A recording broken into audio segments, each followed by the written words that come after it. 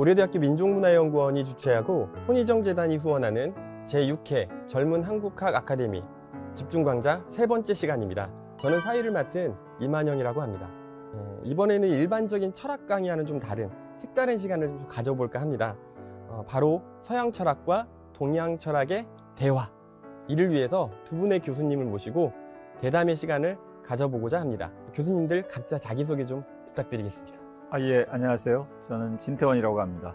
지금 고려대학교 민족문화연구원에서 선임연구원으로 있습니다. 김학재라고 합니다. 만나뵈서 반갑습니다. 저는 한국연구재단 학술연구교수로 연구를 수행하고 있는 동양철학자입니다. 저는 문학전공자이다 보니까 아무래도 철학 전공하시는 분들을 이렇게 만나 뵙기는 좀 쉽지 않은데요. 더욱이 이 시간이 되게 소중하게 느껴지는 게 서양 철학자와 동양 철학자, 이 두 분을 한 공간에서 지금 만날 수 있어서 저한테는 되게 뜻깊은 시간이 될 것 같습니다. 한국에서 서양 철학과 동양 철학을 대표하는 두 교수님을 모시고 오늘 다룰 주제는 한국 철학에서의 전통과 근대라는 주제입니다. 주제를 들으니까 왜 서양 철학과 한국 철학을 전공하시는 두 분을 모시게 됐는지를 알 수 있을 것 같은데요. 아무래도 이제 두 분께서 소개를 간단하긴 해주셨지만 제가 사실 두 분에 대해서 궁금한 건 그동안 연구를 수행해 왔던 과정들, 그리고 현재 어떠한 주제를 가지고 연구하시는지, 쉽게 말해서 연구자적인 어떤 자서전, 이런 것들을 좀 듣고 싶은데요. 각 교수님들께서 본인들이 그동안 해오셨던 연구 주제, 그리고 그 과정 속에서 현재도 어떤 연구를 계속해서 숙성해서 진행하고 있는지에 대한 이야기를 좀 잠깐 해주셨으면 좋겠습니다. 먼저 진태원 선생님부터 해주실까요?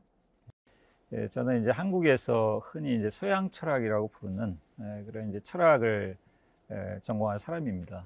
저는 이제 그 대학에서 스피노자 철학에 대한 관계론적 해석이라는 그 주제를 가지고 그 박사 논문을 받았으니까 사실 통상적으로 보면 그 데카르트, 스피노자, 라이프니츠로 이어지는 우리가 이제 흔히 서양 근대 유럽 철학이라고 부르는 이제 그 철학 분야가 제 전공 분야입니다.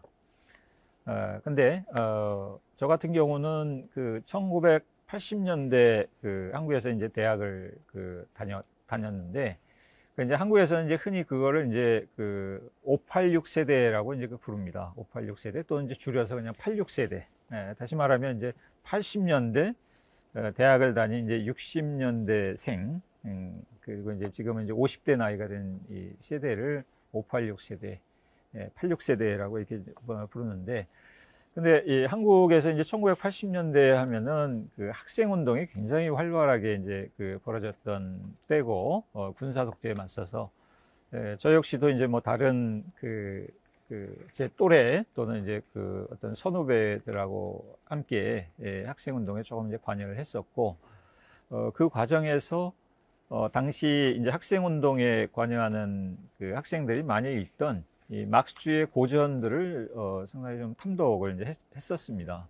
막스의 자본론 같은 책이나 또 공산당 선언, 또 뭐 이제 레닌의 뭐 제국주의론이나 국가화 혁명 같은 책들, 또 우리가 흔히 서구 막스주의라고 이제 부르는 뭐 안토니오 그람시라든가 뭐 루카치라든가 또는 이제 마르쿠제 같은 사람들의 책도 뭐 혼자서 읽기도 하고 또 이 선후배들과 같이 이제 세미나를 해서 같이 이제 읽기도 하고 그랬던 기억이 납니다. 그리고 사실 막스주의 철학은 지금까지도 사실 제가 세상을 보고 또 이제 학문을 탐구하는 굉장히 중요한 이론적인 기반이라는 점에서 보면 저의 이제 어떤 또 다른 전공 분야는 막스주의 또 막스주의 철학이라고 이제 볼 수 있습니다.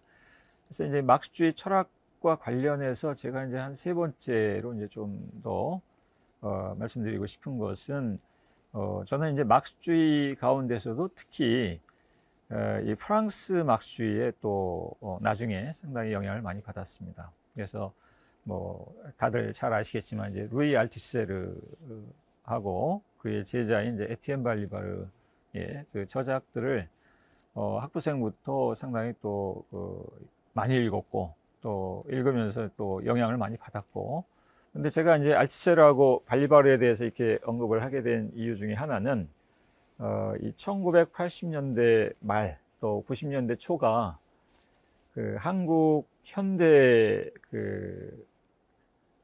어떤 학술, 학문, 인문 사회학에서는 특히 상당히 중요한 시기였습니다. 일종의 이제 인식론적 단절이 좀 이루어지던 시기였죠. 그래서 80년대까지 한국에서 이제 이 막스주의의 복원, 그리고 이제 어떤 민중 이론의 어떤 구성, 이게 굉장히 중요한 인문 사회학의 화두였다면, 사회주의가 이제 몰락하고, 그것과 동시에 한국에는 이제 우리가 포스트라는 접도를 가진 그런 포스트 담론들이 굉장히 많이 들어왔습니다. 뭐 포스트 모더니즘이라든가, 포스트 구조주의라든가, 포스트 막스주의라든가. 근데 아시다시피 알투세르는 우리가 포스트 담론의 대표자라고 보통 얘기하는 뭐 후코라든가 데리다, 뭐 리오타르, 또 이런 사람들하고 상당히 지적인 굉장히 친근성이 이제 존재했죠. 그래서 저는 알투세르하고 발리바르를 읽다 보니까 또 이 새로 들어오는 데리다나 푸꼬나 뭐 들레즈, 리오타르 뭐 이런 사람들에 대해서도 상당히 관심을 많이 갖고, 또 이 사람들을 열정적으로 또 읽다 보니까 제가 80년대 심취했던 막스주의의 또 한계를 또 제가 이제 깨닫게 됐습니다. 그래서 저는 제가 이제 얻은 이 통찰을 조금 이제 사람들하고 좀 많이 나누기 위해서 이 현대 프랑스 철학의 이제 저작들을 상당히 좀 많이 번역을 했습니다. 뭐 예를 들면 자크 데리다의 이제 법의 힘 같은 책, 또 뭐 막스의 유령들 같은 책, 또 자크랑실의 이제 뭐 프랑스어라면 이제 뭐 라 메장땅트라고 하고, 영어로는 이제 디스어그리먼트라고 이제 번역이 된 이제 불화, 우리말로는 이제 불화라고 하죠. 뭐 이제 그런 책들을 좀 이제 번역을 했죠. 그러니까 아마 저의 세 번째 좀 전공 분야는 이제 이 현대 프랑스 철학, 이렇게 말씀드릴 수 있을 것 같습니다. 한마디로 정리하자면 선생님은 586 세대 마르크스주의 이론가이면서 동시에 알투세르와 발리바르를 사랑하는 프랑스 철학자라고도 이제 정리할 수 있겠네요. 예, 프랑스 철학에 관심이 있는 분이라고 할 수 있겠네요. 그렇다면 이제 김학재 선생님의 자전적인 어떤 서사도 한번 듣고 싶은데 말씀해 주시죠. 예, 먼저 이제 사회자 말씀을 좀 수정을 하자면, 뭐 한국의 대표적인 동양 철학자는 아니고요. 근데 굳이 말하자면 약간 상계를 벗어난 약간 뭐 그런 동양 철학자의 대표라 그러면 맞을 수도 있을 것 같습니다. 정통적인 스타일의 동양 철학자를 제가 대표하지는 않고요. 뭐 자전적이라고까지는 말씀을 드리기 뭐한데, 제 연구를 소개를 해드리면 좀 상계를 벗어난 약간 그러한 동양 철학자의 대표는 될 수 있을지도 모르겠다라는 그런 바람을 가집니다.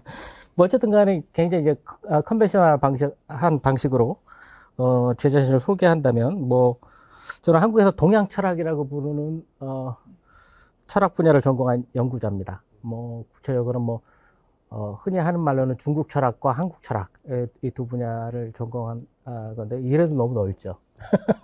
이 중국 철학만 해도 엄청나고 한국 철학만 해도 엄청난 분야인데, 이제 천천히 설명을 해드리기로 하고요. 뭐 민족고대라고 하지만 역시 고려대학교 철학과도 역시 가장 중심은 서양 철학입니다. 대부분의 과목들이 서양 철학 과목들이고요. 교수님들도 서양 철학 교수님들이 대부분이셨습니다.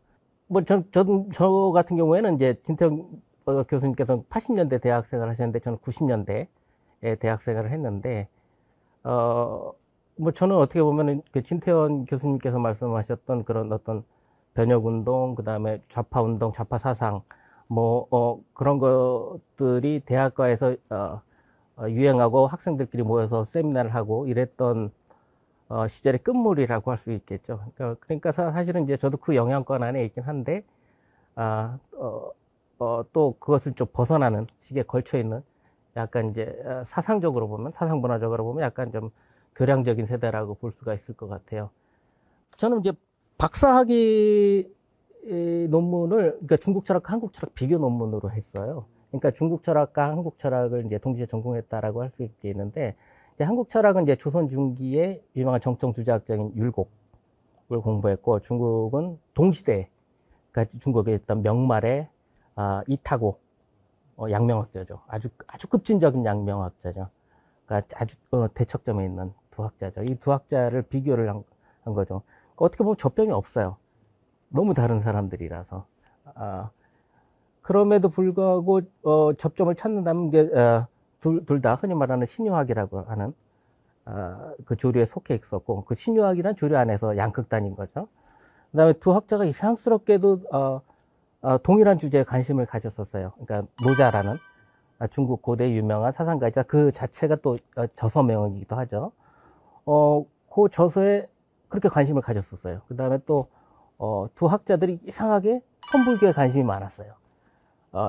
율곡은 머리를 깎기도 했었고, 금강산에서 수도를 생활을 하기도 했었고, 그 다음에 이타고 같은 경우에도 절에 주지를 하기도 했었죠. 머리를 깎고. 그래서 이제 동일한 저술에 대해서, 동일한 사상에 대해서 이 두 대척적인 학자가 어떠한 시각, 관점, 방법, 개념, 이걸 가지고 접근했을까? 왜 그랬을까? 같은 사실이, 같은 사상이 어떻게 다르게 보이고 있을까? 두 사람들한테. 뭐 이런 것들을 연구를 한 거죠. 근데 뭐 저는 최종적으로는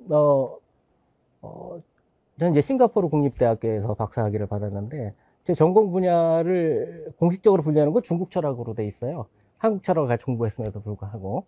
그런 이제 분류상의 문제는 싱가포르 국립대학교 측에서 실수로 뭐 누락을 시킨 거는 절대 아닙니다. 그 사람들은 명확해요, 인식이. 이제 사실 그 사람들뿐만 아니라 이제 영미권 학자들까지도 명확한데, 이 동양 문화 혹은 동양 철학은 딱 두 개가 있는 거예요, 크게. 하나는 중국 문화하고 중국 철학이 있고, 아니면 인도 문화나 철학이 있는 거고. 두 개 분과로. 예, 그렇죠. 두 개예요, 그 사람들에게. 한국 철학이나 일본 철학은 그 하위 분과인 거죠, 중국 철학이. 그런 의미에 있어서는 실수가 아니에요, 그 사람들 분류로서. 예. 그러니까 어떻게 생각하면은 굉장히 기분이 나쁜데, 치밀어 오르는데, 또 가만히 생각을 해보면 기분 나쁜 거 저거든요. 제가 생각을 바꿔 먹으면 되는데, 뭐 한국 철학이든 일본 철학이든 그 내용을 실제로 보면 중국 고전에 대한 해석의 역사란 말이에요. 그렇기 때문에 비민족주의적으로, 비국가주의적으로 그냥 받아들여서 중국 고전에 대한 해석의 철학이다, 뭐 이런 식으로 생각해서 중국 철학이다, 이런 식으로 받아들이기로 하자라고 넘겼던 거죠. 박사학위는 이제 신유학, 주장, 양명학, 뭐 이런 것들, 그다음에 노자 철학 이런 것들 연구했다면, 이제 그 이후에는 다산학 사전을 편찬을 했습니다. 다산학 사전은, 그러니까 다산 정약용에 대해서는 다 잘 아실 테니까 설명을 안 하기로 하고요.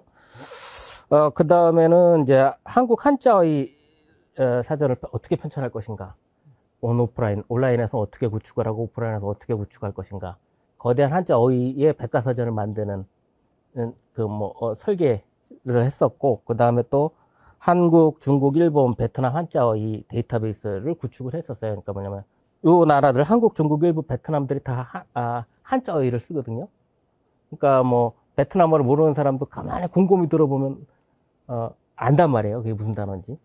그러나 어떻게 쓰이고 있느냐, 그 동일한 단어들이 어떤 의미를 쓰고 있느냐, 각 문화권에서 그런 것도 달라지고, 그다음에 같은 의미를 지칭하는 여러 개의 한자 단어들이 있죠. 비슷한 말들이 있는데 그것들에 대해서 선호하는 것도 다르고요. 그 다음에 뉘앙스나 그 다음에 은유하는 것들도 다르고, 그런 것들의 의미망을 구축하는 작업을 했던 거죠. 그것들을 이제 제3국어는 영어 워드넷 하고 연결을 하고, 다시 한국어 워드넷을 구축하고, 중국어 워드넷, 일본어 워드넷, 베트남 워드넷, 한자어휘만 가지고 워드넷을 구축하고, 쉽게 얘기하면 5개 국어를 거미줄처럼 얽히게 하는 작업들을 설계를 하고 만들었던 거죠.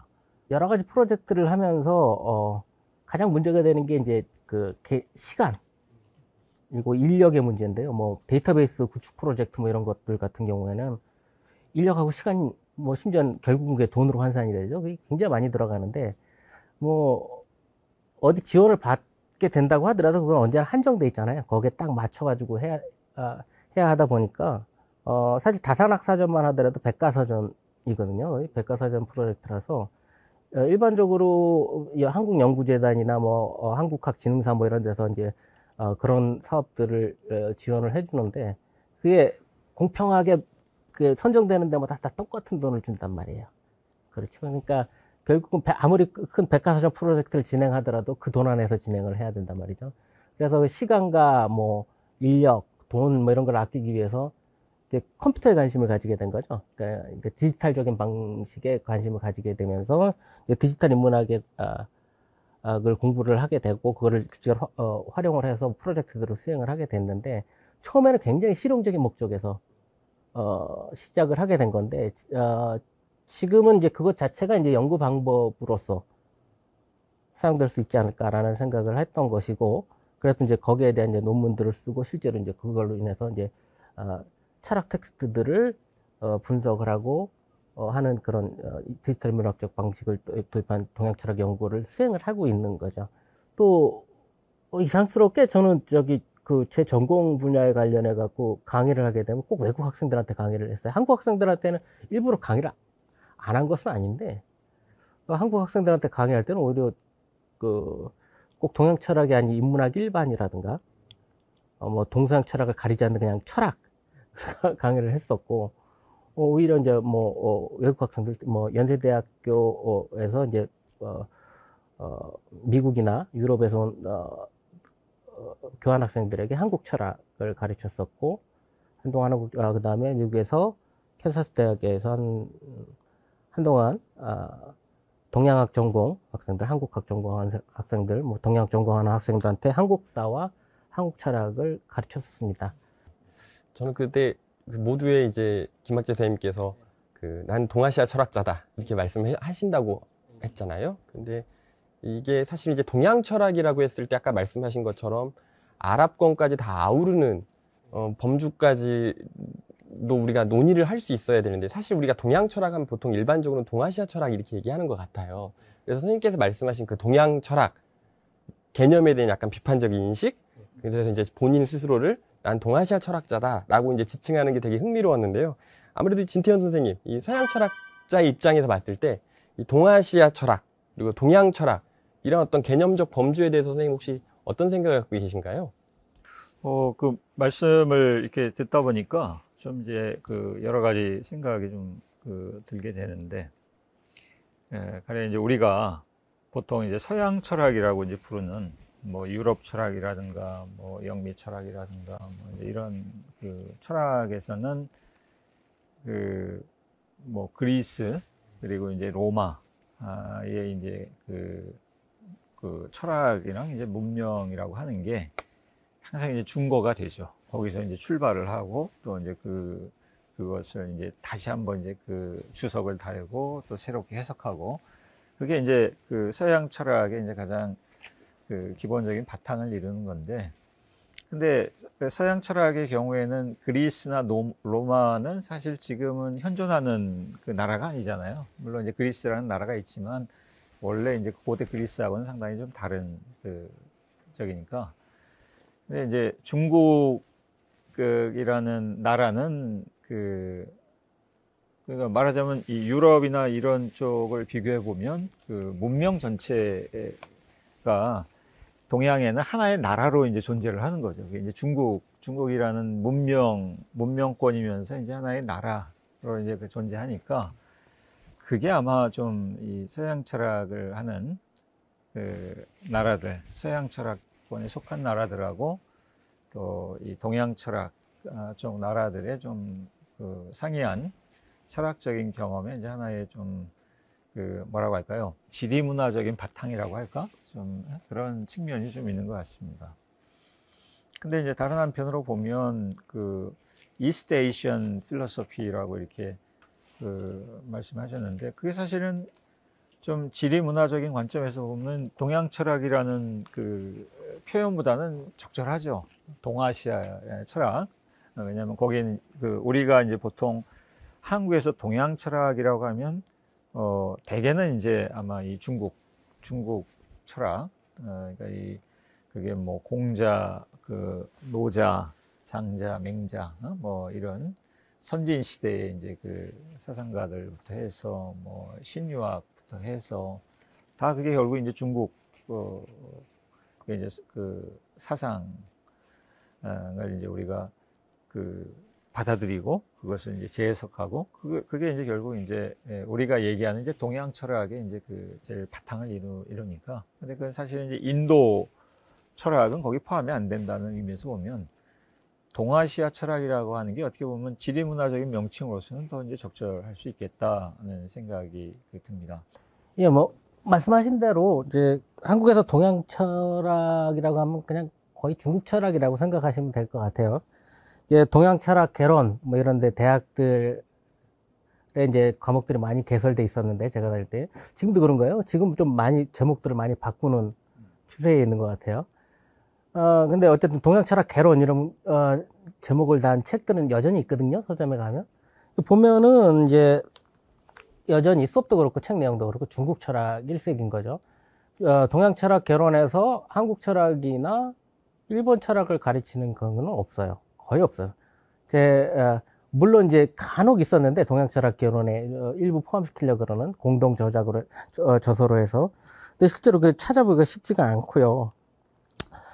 그래서 동양 철학이라고 하는 단어가 쓰이는 용법, 그다음에 의미 이런 걸 생각을 해보니까 안 되겠다. 내 전공을 얘기하려면 동아시아 철학이라고 얘기를 하는 게 차라리 낫겠다라고 해서 쓰기 시작한 건데, 근데 그것도 사실은 이제 방금 진태영 교수님께서 말씀하신 것처럼 동아시아 철학이면 이스트 에이시안 필로소피의 대역어처럼 된단 말이에요. 딱 이렇게 아기가 맞는 말인데, 그래서 좀 부담이 있어요. 왜냐면 이스트 에이시안 필로소피라는 거는 이제 영미권 뭐 유럽도 마찬가지죠. 이런 데에서 발달한 게 이제 제국주의 시절에 기초를 닦은 지역학 기반에 있는 이스트 에이시안 스터디즈, 그러니까 동아시아학, 하위 분과로 생각되는 경우가 많단 말이에요.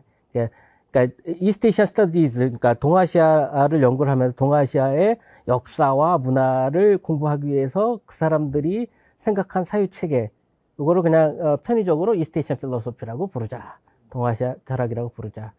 그러니까 상당히 이게 곁다린 거예요. 동아시아학에 이제 일종의 그쪽의 전공 선택이나 전공 필수처럼 돼가지고 한번 듣고 지나가는. 사실은 영미권에서 제가 이제 미국에서 교편을 잡아봤기 때문에 하지만 실제로 그런 측면이 아주 강해요. 그 철학가나 이제 고전학과들이 있단 말이에요. 미국 대학에. 동아시아 철학을 철학으로 인정을 안 하죠. 거기에 커리큘럼도 없고. 그래서 이제 실제로 이제 제가 미국에서 교편을 잡고 있을 때 뭐 중국 학생이나 이제 다른 나라 학생이 이메일로 문의를 한단 말이에요. 예, 뭐 중국에서 철학과에 다니고 있는 학생이다. 미국에서 철학을 공부하고 싶은데 중국 철학을 공부하고 싶다. 뭐 이런 식의 메일이 온단 말이에요. 그러니까 제가 이제 동아시아 철학 전공이니까 철학과 교수들하고 굉장히 잘하는 줄 알고 실은 관계가 없죠. 얘기를 안 하죠.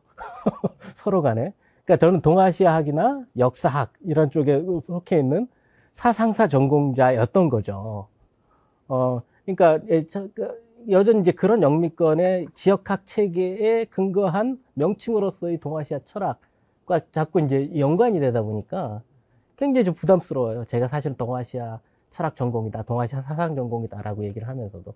왜냐면은 그 영미권 학계의 그런 지역학 체제에서 말하는 동아시아 철학은 굉장히 기분 나쁜 거거든요.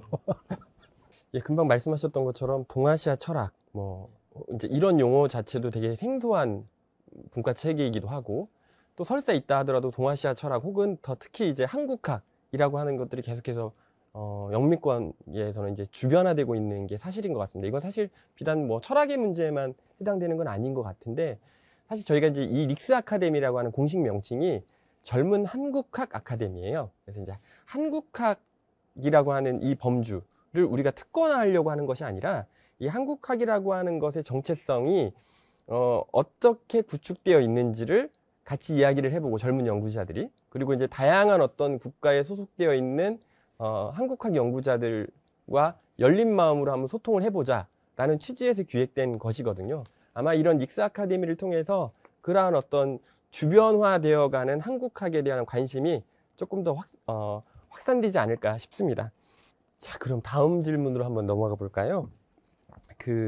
아마도 이 릭스 아카데미에 참여한 학생들의 입장에서 본다면 한국에서는 도대체 그 동양 철학에서는 어떤 걸 배우고 서양 철학은 어떤 걸 배우는지가 좀 궁금할 것 같아요.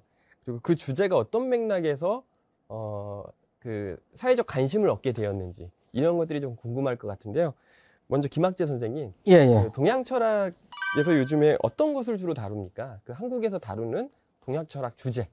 굉장히 좀 일반적으로 알아듣기 쉽게 얘기되고 있는 분류라든가 분야, 동양 철학 내 분야 이런 것들 설명드리겠고, 하나는 다음 거는 이제 이론적인 방식으로 한번 설명을 드려보고 싶은데요. 이제 일반적으로 설명할 때는 지금 우리가 얘기하고 있던 뭐 중국 철학, 뭐 일본 철학 이렇게 국가 이름을 붙여갖고 하는 방법도 있고요. 그게 이제 와 닿으니까요. 예, 쉽게 와 닿으니까. 가장 이제 동양 철학 하는 사람들 간에 가장 일반적으로 쓰이는 거는 뭐 이제 나는 유가 전공이다, 도가 전공이다, 불교 전공이다, 아니면 제자박가 전공이다, 뭐 이런 식으로 얘기하는 경우가 대부분이에요. 실제로 뭐 진태현 교수님께서도 저기 다른 동료 철학자들의 뭐 전공이십니까? 그러면 점점 좁혀 들어갈 거예요. 아, 나 동양 철학입니다. 그중에 중국 철학이세요? 일본 철학이세요? 뭐 이런 식으로 좁혀 들어가면 아, 그러시구나라고 얘기하는 게 가장 일상적일 텐데요. 근데 이게 지금 현대란 말이에요. 근데 반드시 그런 방식으로 사실은 자기 자신을 소개해 나가는 거는 그 단어 자체, 유가, 도가, 뭐 불교, 뭐 이런 거, 제자백가 이런 것만 놓고 보면 굉장히 정근대적인 방식 그대로 쓰이고 있는 거거든요. 조선시대나 고려시대 사람들한테 그런 식으로 자기를 소개한다고 해도 알아듣는다는 얘기죠. 이거 약간 특이한 거예요. 이거 약간 특이한 건데, 근데 또 그렇다고 해서 전통이 그대로 연결되고 있다고 보기에도 뭔가 다른 지점들이 존재를 해요. 이게 뭐가 그러냐면은 이제 정근대에서 나는 유가입니다. 도가입니다. 도가 철학을 공부합니다. 철학이란 말은 물론 안 썼지만. 라고 했을 때는 그거는 자기 자신을 온전하게 설명하는 거예요. 그 한 단어로. 쉽게 얘기하면은 자기 삶의 이상, 목적, 태도. 나는 다음에 이 사건에서 이 이벤트에서 이렇게 행동할 거다. 라는 거를 이미 암시하고 있는 거거든요. 나는 유가입니다. 나는 유학자입니다. 라고 한다면, 나는 부모님이 돌아가실 때 이러이러한 방식으로, 장례식을 치를 것이며, 이러이러한 방식으로 애도를 할 것이며, 이러한 방식으로 제례를 할 것입니다. 그 다음에 당신과의 관계에 있어서 나는 이런 태도를 취할 것입니다. 이게 어느 정도 다 코드화되어 있는 거예요. 이게. 그러니까 자기 자신을 온전하게 규정하는 단어라는 거죠. 이 소개 방식이 원래는. 근데 지금 우리가 나는 유가 전공입니다. 난 도가 전공입니다. 라고 한다는 거는 그냥 지식의 전문성을 나타내는 거예요. 그러니까 뭐 아주 실용적으로는 학생인 경우는 나는 유가 철학 전공으로 학위 논문을 준비하고 있습니다. 이 정도. 나는 그다음에 전문적인 박사를 받은 학자가 얘기하면 나는 거기에 대한 문헌에 대해서 잘 알고 있습니다. 어떤 사상가에 대해서 잘 알고 있습니다를 얘기할 뿐이지 그 사람이 그걸 반드시 신봉하거나 따르거나 그렇게 행동한다는 건 아니거든요. 그래서 지금 뭐 인적 배분에 있어서 어떤 전공에 가장 많은 인원을 보유하고 있냐 하면 역시 유학일 겁니다. 뭐 도가 철학은 어떻게 보면 좀 곁다리인 측면이 있습니다. 그러니까 뭐 대학에서는 유가 철학 전공하시는 분이 같이 가르치는 경우가 많죠. 그 다음에 이제 뭐 제자백과는 거의 뭐 전공하신 분들이 찾아보기가 좀 힘들 정도고요. 그 다음에 불교는 철학과 내에서는 좀 지분이 굉장히 작습니다. 어떻게 보면 큰 철학과 교수분들이 교수를 많이 가지고 있는 그런 철학과에서는 한 분 정도 계실 수 있고 없는 경우도 많죠.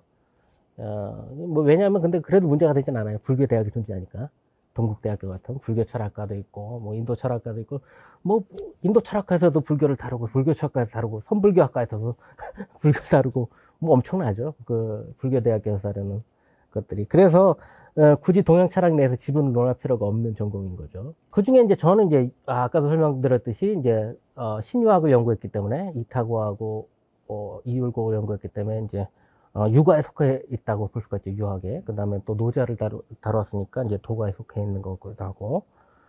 이제 신유학이라고 부르는 건 이제 새로운 유학을 얘기하는 거죠. 그게 여전히 유학인 거죠. 그 다음에 또 이제 도가 철학, 노자 철학을 공부를 했다는 겁니다. 그러니까 제가 이제 주장, 양명학, 노자 철학 뭐 이런 것들을 공부했던 이유는 이제 다른 이유는 아니고요. 아까 이제 진태현 교수님께서 이제 본인의 이제 자전적인 얘기를 하시면서 이제 그 한국 사회에서의 그 진보 사상, 그다음에 진보 운동 과정에서 저는 이제 동료들이라든가 뭐 존경했던 선배들, 존경했던 명사들 뭐 이런 사람들이 변화 과정을 보면서 이제 일종의 혼란을 겪었던 거죠. 그러니까 사실은 이제 뭐, 우리가 막수지 운동, 막수지 학술 뭐 이런 것들도 사실은, 저는 대학에 와서 겪은 거니까 그것들을 수행하고 있는 사람들, 제가 본 사람들은 대부분 학생 지식인들이었단 말이죠. 이제 그 사람들이 이제 변해가고 어떻게 포기하고 어떻게 좌절하고 이런 모습들을 보면서 이제 지식인에 관해서 이제 어떤 관심을 가지게 됐다는 거죠. 그래서 이제 그게 주자학과 양명학에 대한 관심으로 이어졌던 거고, 그다음에 또 그 노조 철학에 대한 관심으로 이어졌던 거죠.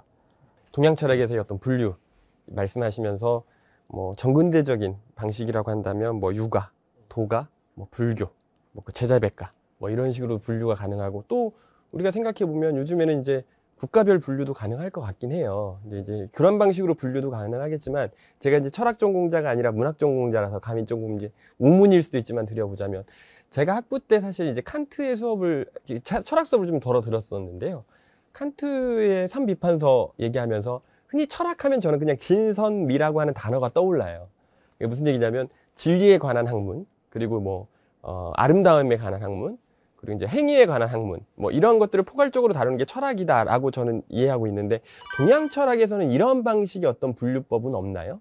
그러니까 좀 전통적인 방식은 아니고요. 이것도 굉장히 현대적인 방식인데, 이제 서양 철학의 영향을 받은 방식의 분류도 존재를 하고요. 그 다음에 이제 원래 있던 방식인데 이전에는 명확하게 드러나지 않은데 서양 철학의 영향을 받아서 더 명확하게 이론적으로 정리된 방식들도 있습니다. 그러니까 쉽게 얘기하면 뭐 이런 건데요. 그러니까 최근에 동양 철학을 얘기를 할 때 가장 먼저 우선적으로 얘기하는 게 본체론을 얘기를 해요. 그러니까 본체라는 단어 자체가 안 쓰인 건 아니에요. 명확히 쓰인 거예요. 이게 근본이 되는 몸뚱아리라는 뜻이죠. 본체. 이게 근본이 되는 몸뚱아리는 본체, 우리가 흔히 말하는 서양 철학의 말 실체다. 뭐 이런 말하고 똑같은 거거든요. 사실 그것도 이제 동양 철학에서 번역으로 택해진 거죠. 실체라는 말도, substance나 뭐 이런 것도. 이게 본체론이라는 것, 그 다음에 수양론 있습니다. 이게 수양론은 이제 자기를 인격적으로 이제 닦는 것에 관한 그런 부분이죠. 본체론, 수양론, 그 다음에 경세론이 있습니다. 이게 다 원래 있던 거죠. 다 원래 있던 단어들이고 분야들인데, 이제 이전에는 굳이 명확하게 이런 식으로 이론적으로 나눠갖고 설명을 하진 않았었어요. 본체론, 수양론, 경세론. 근데 최근에 들어와서는 좀 더 이제 이것도 이제 서양 철학의 영향이라고 생각이 되는데, 이제 그게 좀 명확하게 좀 이론적으로 이제 나눠지기 시작을 하죠. 근데 원래 없던 건 아닙니다. 옛날에 이제 동양 철학 하던 사람은 암묵적으로 이런 분류가 이미 각인되어 있었던 거죠. 그러니까 본체론이라고 부르는 거는 뭐 지금 보면 이제 존재론, 형이상학, 뭐 우주론, 뭐 이런 것과 연결되는 것들이고요. 이제 수양론은 이제 심성론이라고 부르는 마음, 본성, 이것에 관한 연구, 이걸 포함합니다. 그러니까 이게 어떤 때는 심성론하고 수양론이 다른 것처럼 얘기하는 경우도 있는데 절대 다르지 않고요. 이제 동양 철학에서는 내 마음을 연구하는 것, 쉽게 뭐 지금 얘기하면 심리학인 거죠. 심리학이라는 것, 이런 것들을 연구하는 이유는 더 나은 사람이 되기 위한 것이다. 그러니까 수양론과 직결이 되는 거죠. 그러니까 수양론이 심성론을 내 마음에 대한 심리학을 포함하고 있는 거죠. 그러니까 지금 학문적으로 따지면 심리학하고 도덕, 윤리학, 이게 이제 한꺼번에 뭉뚱그려져 있는 거죠. 지금 실정론도 그렇죠. 그 심리학이자 윤리학인 거죠. 그렇죠. 그러니까 왜냐면은 그 심리를 막 잘게 쪼개고 분석하는 이유는 더 나은 사람이 되기 위해, 더 좋은 사람이 되기 위해서라는 거죠. 그다음에 경서론이라는 거는 뭐냐면 이제 사회 철학, 정치 철학 이런 거 관련되는 거고, 사실은 철학만 얘기하진 않아요. 경서론이라고 하면은 이제 사법행정, 조세정책, 뭐 토지분배, 신분제도 이런 아주 굉장히 실질적이고 정치행정적인 논의가 다 포함되는 게 경세론이에요. 근데 철학자들이 실제로 거기에 다 어떤 식으로 관여가 돼 있었어요. 뭐 자기의 이제 그 능력에 따라서 어떤 사람은 정말 디테일하게, 지금으로 따면 행정 전문가나 조세 전문가처럼 아주 디테일한 얘기까지 하는가 하면, 어떤 사람은 원칙만 얘기하는 사람도 있고, 이거는 이제 학자들에 따라 다른데, 경세론이라고 부르는 부분들은 사회학 일반을 거의 다 포함하고 있다고 해도 될 정도로 넓은 분야들이죠. 그래서 이제 가장 중심이 되는 거는 이제 수양론하고 경제론이에요. 그러니까 흔히 우리가 잘 아는 단어로 따지면 수기, 치인. 그렇죠? 그러니까 이게 사실은 이게 양대산맥이에요. 이론적으로는 본체론이 가장 철학적이거든요. 우리 흔히 말하는 형이상학 존재론 뭐 이런 거니까, 우주론 뭐 이런 거니까 굉장히 이제 우리가 흔히 생각하는 철학의 본 모습에 가까운데, 실제로는 가장 중심이 되는 거는 수기, 치인, 수양론과 경제론 이렇게 되는 겁니다. 이제 본체론은 왜 필요하냐면 그것의 근거로서 이론적인 근거를 마련하는 것으로서 본체론인 거고, 우리가 볼 때는 이제 그것이 중심인 것 같지만 옛날 사람들 입장에서는 경제론하고 수양론이 수기치인이 가장 중심인 거죠. 이게 사실은 이 수기치인은 그러면 굉장히 유학적인 단어처럼 생각이 되잖아요. 나를 닦고 남을 다스리고, 맞아요. 그 유학에서 굉장히 중요한 건 맞는데, 근데 사실은 유학만 그런 건 아니고 일반적으로 다 도가 철학마저도 수기치인이란 구도를 갖고 있다고 봐야 돼요. 다른 제자백과도. 이게 뭐냐면 지금 우리가 사실은 공산주의에서도 민주주의란 말 쓰잖아요. 그죠? 그러니까 자본주의에서 말하는 민주주의는 진정한 민주주의가 아니다. 우리가 하는 게 민주주의다. 그러니까 북한도 조선인민민주주의 공화국이라고 하잖아요. 민주주의잖아요. 그죠? 그러니까 지금 현대에 있어서 민주주의라는 게 화두로 돼서 그 민주주의라는 단어나 개념을 놓고 싸우는 것처럼 예전에 그 수기치인 그 두 개의 영역을 놓고 수기를 하고 치인을 한다라는 그 기본 구도를 놓고 자기 철학을 다 펼쳤던 거지. 이게 다 유학만의 단어는 아닙니다.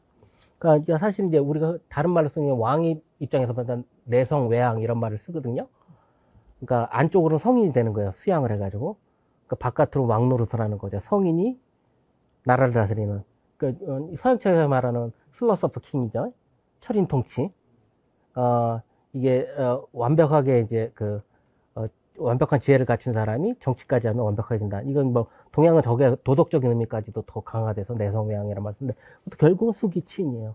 근데 내성외양이란 말은 사실은 장자에서 나온 말이거든요. 장자 천하판에서 나온 말이거든요. 똑같이 수기치인을 아주 도가에서도 자유분방하게 그지없는 장자에서 가장 먼저 쓴단 말이에요. 그런 말을 지금까지 쓰는 말을. 그리고 이제 이런 본체론, 수양론, 경세론 이런 걸로 이제 사실은 모든 동아시아 철학들을 정리를 할 수 있는데요. 이제 사실은 다 일관되게 다 이 세 분야를 다 발전시키는 건 아니에요. 애초에 이제 유학 같은 경우에는 이제 수양론하고 경세론, 이제 악기자를 어떻게 닦는가, 남을 어떻게 다스리는가 이런 부분들은 발전돼 있었는데 굉장히 철학적인 부분이라고 볼 수 있는 지금 이론적인 부분이라고 볼 수 있는 뭐 존재론 뭐 이런 것들은 심성론 이런 것들은 발전되지가 않았어요. 근데 뭐 존재론 이런 거 도가 철학 도잖아요. 도. 도가 무엇이냐. 이런 이 존재론적인 영향을 도가 철학으로부터 받는단 말이에요. 우주가 어떻게 생성되었나. 이 세계는 어떠한 방식으로, 어떤 패턴에 의해, 어떤 원칙에 의해서 돌아가고 있는가. 이거 굉장히 이제, 학문적 호기심이 동할 수밖에 없는 그런 주제들이기 하고, 사실은 이러한 인문학적인 사고방식에 의해서 자연과학적 사고방식도 같이 꼽혀나는 거거든요. 그러니까 사실은 우주라는 거는 인간이 설명하지 않아도 그냥 돌아가요. 그죠? 자연도 돌아가요. 학문이 우리가 물리학이나 뭐 화학을 발전시킨다 뭐 이런 것들은 알고 보면 뭐냐면 그러한 이제 우리 궁금증에서 이 세상은 어떻게 패턴에 의해서 돌아가는가? 도가 뭘까? 이 세상을 움직이는 원칙이 뭘까? 이런 식으로 사고를 하면서 이 개념적 조작에 의해서 학문이 발달을 하는 거잖아요. 그러니까 그런 영향을 받는 거죠. 도가 철학의 영향을 받아서 결국은 이제 유학도 리를 얘기하고 도를 얘기하고 리를 얘기하고 태극을 얘기하고 뭐 이런 것들을 발전을 시키게 되는 거죠. 불교 철학을 보면은 현대 이제 심리학자들이 보기에도 도대체 이때 사람들 어떻게 이런 식으로 마음을 파악을 하려고 했을까랄 정도로 굉장히 정치하게 자기 마음을 에 대한 이론적인 분석을 한단 말이죠. 바로 그런 영향을 받아서 심성론을 발전시키는 거죠. 사실 4단 7정론이라는 게 이제 사실은 이거 전공하시는 분들이 굉장히 싫어할 스토리인데 불교적인 뭐 어떤 영향이 없이는 이렇게 불가능한 거거든요. 사실 4단 7정 논쟁이라는 것은 뭐 이건 저 개인적인 학술적인 의견이니까 이런 소리 하는 거 제일 싫어합니다. 이게 이제 진짜 하는 소리 누구한테 영향받았다고 하는 거 싫어하는데 실은 그래요. 그게 없으면 불가능하죠. 예. 이 노노맹자 봐가지고는 나올래야 나올 수 없는 구조거든요. 예. 그런 영향을 받아서 이제 발전시키게 된 게 상호 영향에 의해서 발전시키게 되는 거죠. 그러니까 논리적으로는 이제 수양을 해야지 경세가 가능하다라고 하는데 이제 사실은 경세론은 제가 말씀드렸듯이 사회학 전반을 다 포함한다고 봐도 되거든요. 지금 와서 보면. 그래서 그 자체로 발전의 궤적이 있습니다. 그러니까 그래서 경세론을 분석을 하면 그 사람의 수양론이나 본체론까지 알 수 있을 거지. 이게 불가능하고요. 이거 자체는 이제 독립적인 영역이기도 합니다. 그러니까 쉽게 얘기해서 뭐 경세론 중에 뭐 대표적인 가정이 뭐가 있을까요? 뭐 우리나라 얘기하면 뭐 대동법, 그렇죠? 대동법 보면 뭐 당대 최고 학자들과 관료들이 거기에서 논쟁을 하고 참여하는데 사실은 당파를 보더라도 다양해요. 그러면 그 사람들이 생각하고 있는 대동법을 분석해 들으면 그 사람들의 철학적인 이론까지 그 역추적하나 불가능해요. 예, 독립적인 부분이기 때문에. 이게 그만큼 이제 그러니까 그래서 가장 원론적인 부분에서 경세론과 본체론, 수양론의 관계를 얘기할 수 있을지는 몰라도 그거 자체가 뭐 이러한 본체론과 이러한 수양론을 가지고 무조건 이러한 경세론을 가지게 된다 이런 건 없고 그래서 이제 연구자들도 경세론 위주로 연구하는 사람들, 수양론 위주로 연구하는 사람, 본체론 위주로 연구하는 사람들이 나눠줄 수밖에 없는 거죠. 이렇게 딱. 예. 뭐 그래서 이제 이런 게 아마 좀 조금 예, 이론적으로 동양 철학을 설명을 하는 거라고 볼 수 있어요. 왜냐하면 뭐 본체론 연구자다라고 하면 난 유가 본체론이든 도가 본체론이든 관계없이 쫙 비교 연구를 하겠다 이런 게 가능해지거든요. 제가 대학 학부 때 장르의 분류하는 이 수업이 되게 힘들었거든요. 분류라는 건 참 어려운 것 같습니다.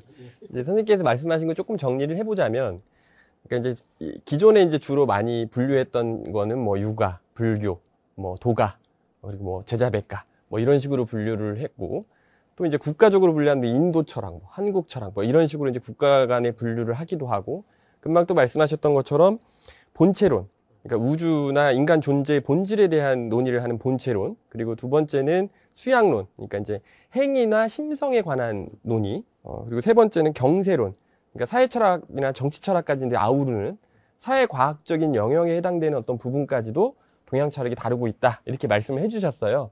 이제 동양철학 들었으니까 이제 서양철학도 좀 들어봐야 될 것 같은데요. 진태현 선생님, 서양철학에서는 학적 분류는 보통 어떻게 되나요? 예, 한국에서 이제 서양 철학을 전공을 하게 되면요, 대개 독일 철학이나 영미 철학이나 되게 이제 프랑스 철학으로 이렇게 좀 구별이 됩니다. 그러니까 너 철학을 뭘 전공하냐? 그러면 나 독일 철학 전공해. 나 영미 철학 전공해. 나 프랑스 철학 전공해. 뭐 이런 식으로 하죠. 거기서 이제 조금 더 나가면 나 독일 철학 중에서 칸트, 나는 헤겔, 나는 하이데거, 뭐 이런 식으로. 또 영미 철학에서는 나는 위트겐슈타인, 나는 누구 있어요? 콰인, 이런 식으로 이렇게 이제 하게 됩니다. 근데 이게 보면은 한국에서 이제 서양 철학이라고 하는 것이 이렇게 성립하고 전개되어 온 어떻게 보면 시간적인 순서하고도 좀 관련이 있습니다. 그래서 이제 한국의 서양 철학이 처음 소개된 것은 아마 17세기에 이제 이른바 천주교하고 이제 서학이라고 하는 것이 우리나라에 전래되는 과정에서 아마 이제 서양 철학의 존재를 이제 알게 됐고, 그다음에 이제 19세기쯤 가게 되면, 19세기 후반쯤 가게 되면 이제 유학을 하는 선비들도 이제 이 서양 철학에 관해서 나름대로 뭔가 이렇게 이제 커멘트를 하거나 이런 것들이 이제 나타나죠.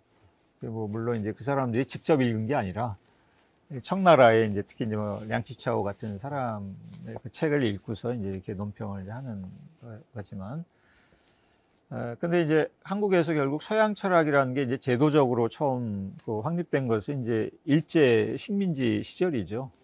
이제 경성 제국대학을 통해서 이제 근대적인, 그러니까 현대적인 의미의 철학이라는 게 제도로 이렇게 확립이 되고, 근데 이제 아시다시피 그 일본은 그 독일하고 상당히 특수한 그 관계에 있었고, 그러다 보니까 또 독일 철학이 그 일본 철학에 미친 영향도 상당히 컸고, 그러니까 그 당시에 이제 경성 제국제약에서도 역시 이제 독일 철학, 그 중에서도 이제 칸트 철학을 중심으로 한 그 독일 철학이 제일 좀 주류 철학으로 이제 그 다뤄졌죠. 반면에 이제 뭐 그 막스주의 이런 것은 굉장히 좀 비주류로 다뤄졌고, 그리고 이제 해방 이후에도 보면 이 칸트를 비롯한 이제 독일 철학이 제일 그 주류 철학으로 자리 잡았고, 근데 해방 이후에는 좀 독특한 것은 이제 해방 이후에 한국이 미국의 영향을 압도적으로 또 받게 되니까 이 특히 이제 미국 철학의 영향이 굉장히 이제 커졌죠. 그래서 뭐 실용주의부터 해서 윤리학, 또 과학 철학, 그래서 이제 1960년대부터는 그 미국으로 유학 가서 거기서 이제 미국 철학을 공부해서 귀국해서 이제 공부하는 분들, 공부하고 가르치는 분들이 많아졌고, 그러니까 처음에는 독일 철학이 식민지 시절부터 수입이 되고 제도화 됐다면 해방 이후에는 영미 철학이라고 하는 것이 또 한국 철학계의 새로운 주류로 자리가 잡았고, 그다음에 1990년대 이후에는 아까 말씀드린 것처럼 이제 포스트 담론이라고 하는 것이 사회주의의 몰락과 동시에 우리나라에 굉장히 밀물듯이 들어오는데, 그게 결국 이 프랑스 철학하고 이제 그 직간접적으로 연결되어 있다 보니까, 그래서 이 90년대 이후에는 프랑스 철학에 대한 사람들의 관심이 굉장히 많아집니다. 그래서 뭐 데리다, 푸코, 들루에스, 락강 뭐 등등등. 그래서 지금은 벌써 이제 90년대부터 지금 하면 한 30년의 시간이 지났으니까 지금은 상당히 이제 전문가도 많아졌고, 또 그 학생들도 제법 있고, 그래서 이제 크게 한 세 가지 그 부류의 철학이 지금 한국의 서양 철학 연구에 존재한다, 이렇게 얘기를 할 수 있을 것 같아요. 아시다시피 저는 문학 전공자예요. 그래서 이제 우리 문학 전공자들이 종종 하는 얘기 중에 하나가 뭐냐면 한국의 문학적 전통 뭐 이런 표현을 쓰긴 하거든요. 그럼 이제 바꿔서 이제 철학에 적용해 본다면 한국에도 철학적 전통이라는 게 과연 있는 것인가? 만약에 있다면 그게 무엇인가? 이게 좀 궁금하긴 합니다. 뭐, 저부터 할까요? 그리고 정확하게 말하자면은 한국의 철학 전통은 없다라고 할 수가 있을 것 같아요. 그러니까 뭐냐면, 철학이라고 불렸던 학문이 없었다는 거예요. 그러니까, 이게, 다만 이제 우리가 질문을 어떻게 바꿔볼 수 있냐면, 서양으로부터 수입된 학문인 철학에 비교될 수 있는 인문학 전통이 있었는가? 그러니까 다시 말해서, 철학적 전통으로 독해되거나 아니면 구성할 수 있는 그런 인문학적인 내용이 있었는가? 이렇게 질문을 바꿔본다면, 그렇다. 그럼 편의상 우리가 그걸 철학적 전통이라고 부르자라고 한다면, 되겠다. 뭐 이렇게 생각하면 합니다. 그러니까 사실은 뭐 이거는 그냥 단순하게 그냥 이런 식으로 편의상 생각하자 이런 정도로 끝일 문제는 아니고, 이제 사실은 복잡한 역사적인 과정을 담고 있는데, 그러니까 사실 현대 동양 철학이라고 부르는 것들은 서양 철학의 대웅물로 구성됐다, 이렇게 보는 게 맞습니다. 그러니까 언제나 이제 서양 철학과의 긴장관계, 서양 철학의 존재 때문에 동양 철학이 철학으로 불린다, 이렇게 얘기를 할 수가 있을 것 같아요. 그러니까 좀 오해하시면 안 되는 게, 이게 사실은 사실 우리한테 철학 따위는 없어, 철학자 따위는 없어, 이런 막 절망하거나 막 실망하거나 이런 것은 아니고요. 그러니까 원래 우리에게는 풍부한 인문학적 전통이 있었다. 그러나 그게 현대적인 학문 체계로 재해석, 재구성하면서 동양 철학이나 학문 분과가 생겨났다라고 하는 게 사실에 가깝다는 겁니다. 그러니까 전통적인 인문학자를 우리가 철학이라는 프리즘을 가지고 재해석하고 재구성하면은 이게 이제 동양 철학이 탄생되고 동양 철학자가 탄생이 되는 거다라고 볼 수가 있다는 거죠.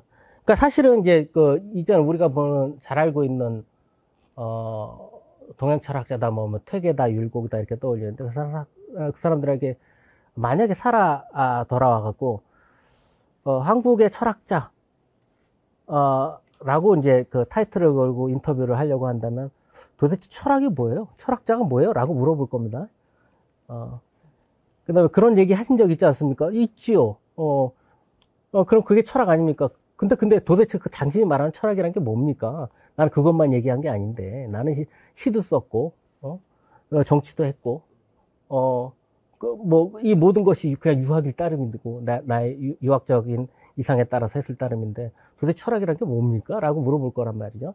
그러니까 결국은 이제 우리가 현대 학문 분과적인 개념을 가지고 재구성해낸 거란 거예요. 특히나 동양 철학이라는 것들은 또 그렇다라는 것을 말씀을 드리고 싶다는 겁니다. 그래서 한국의 철학적 전통이라는 것은 있는 것을 개성한다기보다는 계속적으로 발견해내고 구성해가고 축적해가는 것이라고 볼 수가 있다는 거죠.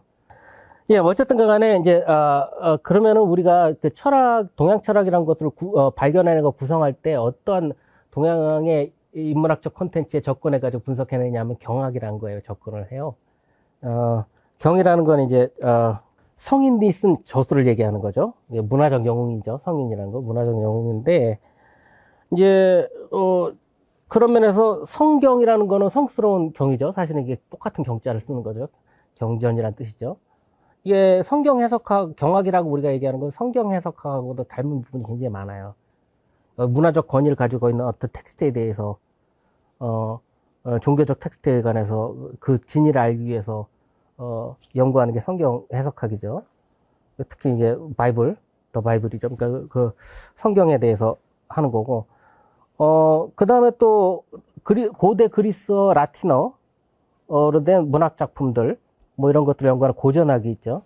그래서 경학이라고 부르는 거는 이 성경 해석하고 고전학의 성격을 두 개를 다 가져요. 왜냐면, 이 문화적 영웅인 성인의 저작이니까 이게 어떤, 유사 종교적으로 굉장한 강력한 문화적인 권위를 갖고 있지만 신은 아니에요, 그 사람들이. 그러니까 자유로운 해석의 여지도 있어요. 그리스, 로마 문학을 연구하는 고전학처럼 여지가 있단 말이죠. 그래서 두 개의 성격을 다 가지고 있어요. 근데 이제 이게 뭐 어떤 것이 됐든 간에 이런 문화적 권위를 갖고 있는 텍스트를 다루는 사람들, 해석하는 사람들이 가진 대체적인 성격들이 대단히 보수적이에요. 옛날 걸 다루니까. 그러니까 옛날 경학하는 사람들은 지금은 뭐 철학자로 막 이렇게 부르기도 하지만 실은 많은 경우에 철학과는 거리가 먼 어떤 태도, 사상을 가지고 있는 경우도 많았어요. 왜냐면은 굉장히 보수적인 거니까. 원래 문화적 권위가 가지고 최대한 안 해치고 남들한테 욕을 안 먹으면서 그 의미를 전달하고 해석하기 위해서. 그러나 이 굉장히 오래된 것들을 해석하는 과정에서 어떤 추론을 할 수밖에 없어요. 자기의 생각을 얘기할 수밖에 없고, 이게 딱딱 수학처럼 떨어지는 분야가 아니기 때문에 그때는 이랬을 것이다. 나는 이것은 이랬을 것이라고 생각을 한다라고 해석을 하는 거죠. 그러한 과정에서 이제 본인들의 사상들이 드러나는 거죠. 철학의 여지들이 생겨나는 거죠. 그런 의미에 있어서는 이제 경학에서 철학을 발견해내려는 노력은 무의미한 것도 아니고 어떻게 보면 동서양에서 어떤 보편적인 어떤 특성들을 같이 공유하고 있는 것으로 볼 수도 있는 거죠. 자, 뭐 간단하게 소개한다 그러면 이제, 문화적인 권위를 가진, 문화적 영웅인 성인이 쓴 거를 경이라고 합니다. 그 다음에 그거보다 못하지만 또 다른 문화적 권위를 가진 사람들이 그 경에 대해서 해석을 한 걸 전이라고 하죠. 그 다음에 일반 학자들이 거기에 대해서 또 경과 전에 대해서, 해석을 또 덧붙이는 걸 의나 소라고 합니다. 그 다음에 또, 독립적인 논문을 쓰기도 합니다. 경전에 줄마다 해석을 붙이기도 하고, 챕터마다 해석을 붙이기도 하지만, 전반적으로 독립적인 어떤 개념이나 어떤 경전에 대해서, 논문을 쓰기도 하는 걸 논이나 설이라고 하기도 하고, 어떤 경우에는 기라는 단어를 쓰기도 하고요. 이런 철학적인 내용들 자체는 재밌는 게, 그게 굉장히 중심적인 내용이 될 것 같은데, 그 사상가에. 우리가 보면 이렇게 개인 문집들을 보면, 쭉 보면 맨 처음 앞에 나오는 게 대부분 시가 나와요. 그 다음에 서가 나와요. 서는 여기서 보면 편지를 얘기하거든요. 쭉쭉쭉쭉 뒤로 밀려갖고 잡저라고 부르는 게 있어요. 잡스러운 저작 이런 거죠. 근데 사실 이제 거기에 이제 이 경전에 관한 학자들의 논문들이 주로 정리가 되어 있는 경우 많은데 약간 좀 의아스럽게 느껴지긴 하죠. 근데 뭐 지금만큼의 뉘앙스는 아니었던 것 같아요. 잡이라는 단어가. 잡은 지금 잡스럽다는 굉장히 모욕적인 단어인데 옛날에 여러 가지 정도로 볼 수가 있어서 그냥 그렇지 왜 하필이면 뒤에다 시켰냐. 그러니까 여러 가지로 장르를 구분하기가 좀 힘들어서 주제를 구분하기가 힘들어서 그냥 몰아놨을 것이다. 이 정도로 생각을 하는 것이지 뭐 반드시 지금 뉘앙스로 잡스럽기 때문에 뒤로 몰아놨다라고까지 생각을 할 필요는 없을 것 같고 주로 이제 우리가 그 잡조 부분들 를 연구를 함으로써 철학적인 내용들을 많이 뽑아내죠. 네, 금방 이제 한국 철학의 전통 말씀하셨는데 저는 그 말씀이 참 동의가 됩니다. 그 뭐냐면 한국 철학이라고 하는 것의 전통이라고 하는 것이 있다고 전제되기보다는 그것은 언제나 재구성될 수 있고 또 발견될 수 있다라고 하는 말씀이 저한테 이제 울림이 크게 느껴지는데요. 그러면 지금 현재 한국의 철학적 전통의 계승이라고, 그러니까 물론 이제 철학적 전통은 있다고 전제되긴 어렵지만 그것은 끊임없이 재발견될 수 있는 거잖아요. 그렇다고 했을 때 지금 우리가 계승하고자 하는 그 철학적 전통이 있다면 그건 무엇일까? 지금 현재 학계에서 그거에 대해서 좀 간단하게 말씀해 주시면 감사하겠습니다. 그러니까 뭐 여전히 뭐 그 내용을 실체적으로 규정을 하기는 힘들고 도대체 전통의 계승이라는 게 가능하다면 어떠한 방식으로 이루어지고 있는가, 어떤 프로세스를 통해서 이루어지고 있는가 정도만 얘기될 수 있을 것 같은데, 그러니까 한국의 철학적 전통을 전문적으로 연구하는 학자들, 철학 전공자들이죠. 한국 철학 전공자든 동양 철학 전공자든 이 사람들의 작업은 뭐 계속적으로 전통 인문학의 내용을 철학의 프리즘을 철학이라는 뭐 망을 통해서 계속 걸러내고 필터링하는 역할만 하는 거예요. 그러니까 철학적 내용으로 재구성하는 거죠. 그러니까 그것들을 읽고 그것들을 현실에서 어떠한 방식으로 계승하느냐. 이런 것들은 지금은 철학자의 몫은 아닌 것 같아요. 그게 아니어야 한다라는 게 아니라 철학자들은 그 필터링하는 작업에만 집중을 하고 있다. 필터링해서 재구성하는 작업에만 집중을 하고 있다. 라는 정도로 말씀을 드릴 수 있을 것 같아요. 그러니까 다시 말해서 이제 철학 전통, 한국 철학 전통을 정리하는 것은 전문 연구자에게 그 책임이 있다고 하더라도 지금 그 정신을 계승하고 있는 사람들은 그 전문 연구자가 아닐 수도 있다. 뭐 이 정도로 말씀드릴 수가 있겠고. 그럼 진태현 선생님, 그 우리가 이제 서양 철학의 전통 이런 얘기도 많이 하지 않습니까? 근데 이제 아무래도 이제 한국에서 서양 철학을 전공하는 선생님의 입장에서 봤을 때 일단 두 가지 점이 저는 궁금해요. 하나는 뭐냐면 서양 철학의 전통, 한국에서 다루는 서양 철학의 전통이란 무엇인가 라는 것 첫 번째고요.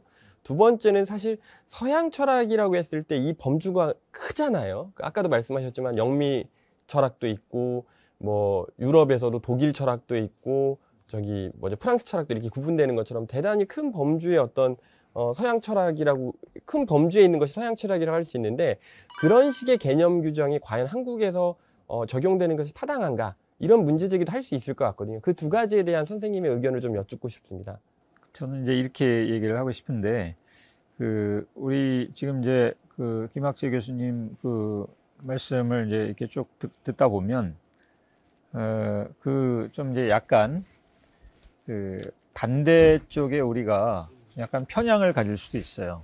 그거는 뭐냐면, 이 동양의 철학, 한국의 전통 철학이라고 하는 것은 사실 존재하지 않았고, 그것은 현대에 와서 만들어진 거다.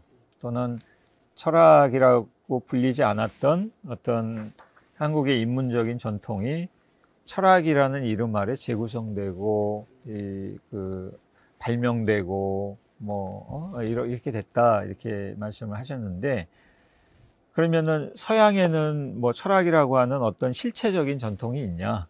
이렇게 우리가 질문을 해볼 수 있거든요. 그러면은, 서양에도 그러면 우리가 흔히 철학의, 서양 철학의 아버지라고 하는 파르메이데스 또는 플라톤부터 해서 오늘날의 자크 데리다라든가 뭐 알랭 바디우라든가 여기까지 한 2500년, 한 2700년 이어지는 오랜 기간 동안 쭉 고스란히 계승되어 온 철학이라고 하는 거, 그러니까 더 필로소피라고 하는 게 그럼 있냐? 그렇게 물으면 거기에 대해서는 아마 굉장히 회의적인 답변을 할 수밖에 없을 것 같아요. 그래서 이 스스로를 철학자라고 이제 부른 그 사람들이 아마 상당히 오래 전부터 이제 존재해 왔겠지만 그 내용도 굉장히 달랐고 또 그 철학을 하는 방식도 굉장히 달랐고 그래서 이제 오히려 이제 고대 그리스에서 보면은 이 철학이라고 하는 것은 삶의 방식하고 분리가 될 수 이제 없는 어떤 것이었고 뭐 넓게 보면은 그 중세 기독교 그 신학에서는 그거는 종교적인 믿음하고 이제 또 떨어뜨릴 수가 이제 없는 그런 것이었고 또 이 근대 초기의 철학자들 보면은 대학에 속한 철학자들이 없거든요. 뭐 데카르트가 됐든 스피노자가 됐든 라이프니츠가 됐든 그 사람들은 다 이 전문적인 철학자가 아니었습니다. 그러니까 우리가 사실 오늘날 이 철학이라는 이름 아래 이렇게 머릿속에 떠오르는 것은 19세기 이후에 이제 제도화된 그 철학이거든요. 특히 이제 20세기에 이제 그 철학. 그리고 저는 그게 더 중요하다고 보는데 이 철학이라고 부르는 게 앞으로 살아남을지 어떨지도 잘 몰라요. 사실은. 그러니까 철학이라는 명칭은 남는다고 하더라도 이것이 얼마나 크게 변화할지는 모릅니다. 왜냐하면 20세기 후반에 제일 중요한 어떤 서양 인문학의 특징 중에 하나는 뭐냐면 이 철학과 경쟁하는 그 학문 분과들이 굉장히 많이 생겼어요. 그게 뭐 인공지능, 인지과학 같은 이제 그런 그 분야부터 해가지고 또 미국의 이제 그 크리티컬 시어리라고 하는 것부터 해서 그거는 전통적인 의미의 철학은 아니지만 철학이 했던 역할을 수행하는 이제 그런 그 작업들이죠. 그러니까 사실은 이 서양 철학의 경우에도 철학은 만들어지고 있다. 계속 변화되고 있다. 뭐 이제 그런 얘기를 할 수 있습니다. 그 서양 철학도 사실은 우리가 원래 일반화하기 쉽잖아요. 서양 철학은 이러하다. 혹은 동양 철학은 이러하다. 이런 개념어들이 갖고 있는 큰 문제 중에 하나는 뭐냐면 그 미세한 어떤 차이들. 가령 우리가 이제 프랑스 철학이라든지 뭐 독일 철학의 이 국가 간의 어떤 철학의 어떤 흐름도 다를 것이고 또 한편으로는 영미 철학과 또 유럽 철학도 이런 차이가 분명히 있을 수 있잖아요. 근데 이런 미묘한 차이를 담아내지 못한다라는 측면에서 서양 철학이라는 범주는 어떻게 보면 너무 크다라는 생각이 들 수도 있을 것 같습니다. 김학지 교수님, 예. 제가 이제 사실 궁금한 게 사실 이제 외국에서 공부하는 한국학을 공부하는 학생들이 궁금할 수 있는 건 이런 건 것 같아요. 아까 진태용 교수님께서 말씀하셨지만 우리 한국의 아카데미 공간에서 서양 철학을 본격적으로 공부하기 시작했던 게 경성제대의 철학 과목이 개설되면서부터였다라고 말씀해 주셨어요. 그래서 이제 그러면서 아마도 동양 철학과 서양 철학이라고 하는 이분화된 어떤 구분법이 이제 통용되기 시작했던 걸로 예상이 되는데요. 혹시 그에 관한 좀 이야기를 조금 더 상세하게 좀 들어볼 수 있을까요? 하여튼 문제가 있어요. 서양 철학이나 동양 철학을 나누는 것들은. 문제가 있는데 제 전망은 그럼에도 불구하고 동양 철학이나 서양 철학이랑 구분 자체가 한동안 계속 지속될 것 같다는 거예요. 예. 안 없어질 것 같다는 거예요. 그러니까 한동안은. 이게 왜냐면 이게 이제 이런 구분 자체가 한국 근대사를 통해서 굉장히 이제 단순하지 않은 경로를 통해서 고착화 됐기 때문에 그것이 해소가 그러면 엄청나게 많은 노력과 시간이 소비될 수밖에 없는 거죠. 그러니까 아주 그냥 우여곡절 끝에 고착화 돼버린 거예요, 그냥.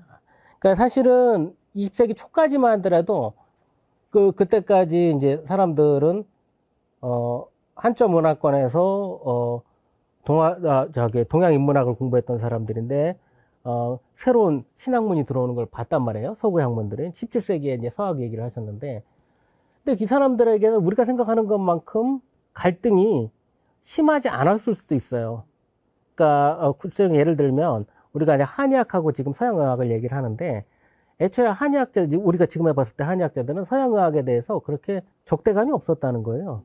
왜냐하면 사람을 고치기 위한 실용적인 논리에서 보면 한의학이든 서양의학이든 관계가 없는 거죠. 배워갖고 쓰는 것만이라고 생각을 했던 거죠. 그 다음에 서로 조화시키면 된다고 생각했던 거. 학문도 그랬거든요. 20세 초까지 대세의 경향은 학문을 내용적으로나 뭐 진리의 깊이라는 측면에서 확장을 하고 심화시킨다는 측면에서 보거나 실용적 측면에서 뭐 검은 고양이든 흰 고양이든 쥐만 잘 잡으면 되지라는 식으로 실용적으로 생각을 해본다면 서양의 학문이라고 배척할 필요가 없는 거라는 거죠. 실제로 그렇게 생각을 했다는 거예요. 20세기 초까지.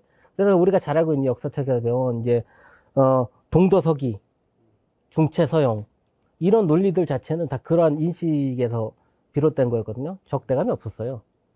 근데 그게 왜 마치 이제 나눠진 것으로 생각되고 적대적인 것으로처럼 느껴지게 되냐? 이거는 이제 우리의 근대사의 굴절이 포함된 거죠. 그러니까 이제 중국에서는 1894년에 청일전쟁에서 청이 패배했단 말이에요. 서구화된 일본이 청을 너무나 쉽게 이겨버린 거예요. 너무나 청의 입장에서는 중국의 입장에서 너무 허무하게 깨져버린 거죠. 중체서용 운동을 통해서 구학문과 신학문을 조화시키고 중국의 전통과 서구의 과학을 조화시켜서 발전시켜 나가는 것 이렇게 되면 된다고 생각하는데 전면 서구화를 지향한 일본에 의해서 무너져 버리겠다는 정신 바짝 차리자. 지금 하나만 신경 써도 부족하다. 바로 이제 신학문도 뛰어난 거. 우리는 1910년에 국권이 완전히 침탈되면서 구학문과 신학문을 조화시켜야 된다라는 그런 낭만적인 논의, 사실은 그게 맞는 얘기긴 한데, 낭만이라고 일단 표현해서 낭만적인 논의는 싹 사라지게 된다는 거죠. 정신 바짝 차리자. 신학문 해야 된다. 그러면은, 우리의 모든 걸 바꿔야 되는데, 서구의 과학기술은 서구의 사상, 철학에서 비롯됐다. 그러니까 서구의 서양 철학을 배워야 된다. 그래야지 서구의 과학마저도 결국은 배울 수 있을 것이다. 뭐 이런 식의 사고가 흐르게 된다는 거죠. 그러니까 이게 이제 완전히 강구하게 된 게 지금 말씀해 준 거예요. 1924년에 경성제국대학에 이제 철학과가 설치되면서 이제 서양 철학이 제도적으로 안착화되게 되는 거고. 근데 거기에 또 이제 아이러니가 거기에 이제 진화 철학, 지금으로 말하는 중국 철학이 선택 과목 하나로 개설된단 말이에요. 철학으로 하나 끼워준단 말이죠. 그러면서 그 동양 전통 인문학이 철학적 프리즘으로 재해석돼서 동양 철학으로 태어날 수 있는 여지도 마련해 준 거란 말이에요. 서양 철학 덕분에 동양 철학이라는 게 탄생하게 된 계기이기도 한 거란 말이에요. 우리 동양 철학이 어떻게 보면은 근대적 동양 철학이 서양 철학의 제도와 동시에 탄생하게 됐다라고 말씀을 드릴 수 있고, 진통 교수님도 말씀하셨듯이 이 철학가라는 게 사실은 법학과하고 연결돼 있었어요. 경성지에 대해서는. 법문학부 안에서 철학가하고 법학과가 연결이 돼 있었단 말이에요.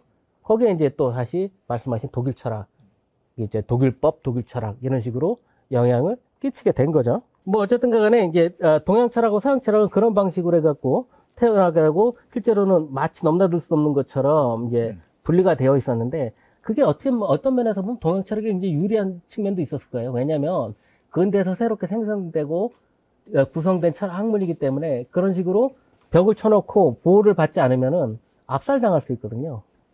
사실은 제도권 내에서 그렇게 나눠져 있어야지 그 칸막이 안에서 보호받을 수 있고 자기의 권리를 주장할 수 있는 여지가 생기거든요. 이것이 제가 파악한 건데 너무 가혹한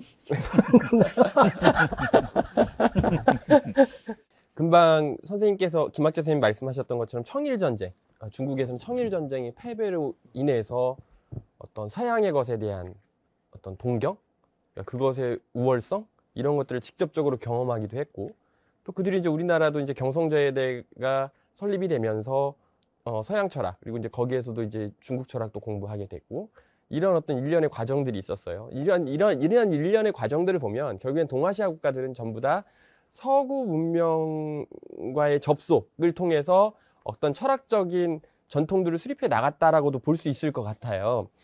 그럼 이제 심지어 우리는 그 과정에서 또 일제 식민지 경험을 했잖아요.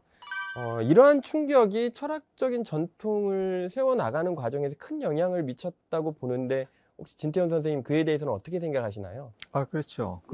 분명히 이제 큰 영향을 미쳤고, 사실, 이 서양 문명의 충격이 없었다면, 서양 철학이라는 제도적인 분과는 없었겠죠.